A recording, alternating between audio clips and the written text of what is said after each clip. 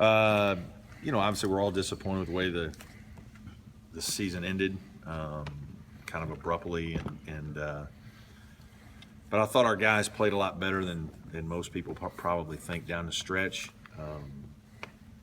We put ourselves in an opportunity to actually play for an NCAA tournament bid, and it didn't go through. I think that I was really pleased with the way our guys handled the year, and our staff and administrators really handled some of the challenges that we faced with playing in Greenville in the right way. I think our guys approached it very well, and I thought that was a good experience out of a difficult situation. I think we've kind of just been stuck in the middle here the last couple years. I think we've been 6th, 7th, 8th the last 3 years in the ACC. Looked it up, and we're 28 and 26 in ACC regular season games, and 29 and 29 overall, which in the grand scheme of things is pretty good. But we need to take the next step. We need to get over the hump, and we need to try to get into the NCAA tournament. We all understand that. We recognize it. It's what we're fighting to do every day. But to sound like that we're not in a good place, or that we're not doing some good things, certainly I would dispute all that. And to think that there's not positive momentum in our program, dispute all of those kinds of things that some people would say. Really proud of several of our players. Certainly Jerron had an unbelievable year.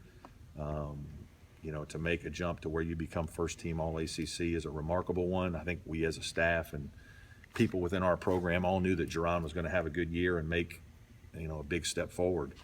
I don't know if any of us anticipated that it was going to be like KJ's step, where guys go from not really on anybody's preseason All-ACC ballot to becoming a first teamer. And so really happy that a guy like that is rewarded for all of his hard work and his accomplishment, and certainly we're going to do everything we can to support him during his process now.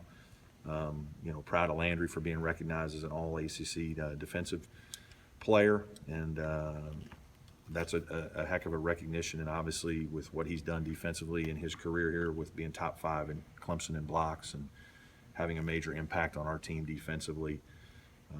We basically, looking at the numbers, I think we drastically improved offensively. That's very evident. Every offensive stat is better. As a team and staff, we knew that would be the case. I think we finished the year 6th in the league offensively, and we were 6th defensively, which 6th defensively is actually down for us. I did feel like, some of our defensive breakdowns and some of our size limitations on the perimeter challenged us a little bit and probably cost us some games, whether it was rebounding or our three-point defense wasn't very good this year.